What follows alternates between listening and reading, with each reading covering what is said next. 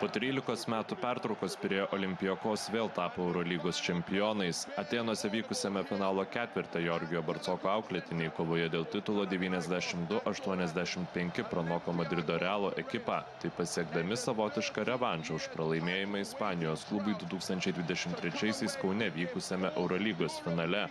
Likus žaisti kiek daugiau nei 2 minutės Mario Hezonija rezultatą išlygino, bet pastarųjų metų nesėkmių užgrūdintas Graikijos klubas lemiamu metu įrodė, kad šiuo metu yra geriausia komanda Europoje. Olympiakos tai 4. Eurolygos trofėjus.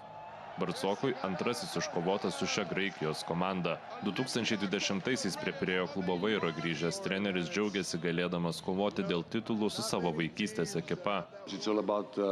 Myliu savo darbą ir myliu šį klubą. Neslepiu to. Nuo vaikystės palaikau šią komandą. Būti šio klubo dalimi yra tikra privilegija.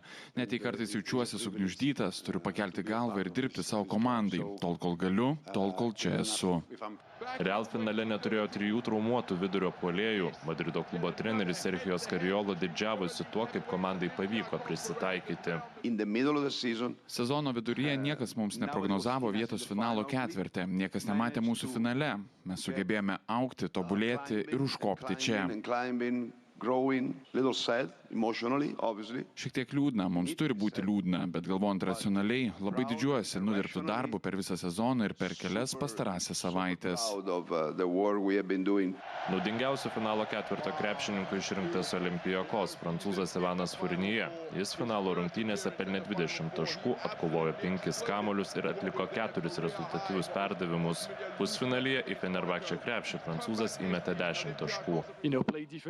Turėjome sunkiai dirbti gynyboje, nes jie puikiai išplėtė aikštelę.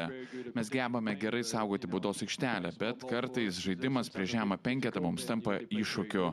Jie žaidė puikiai, bet mes buvome atkaklūs, stiprūs, kaip visada išlikome kartu ir iškovojome pergalę.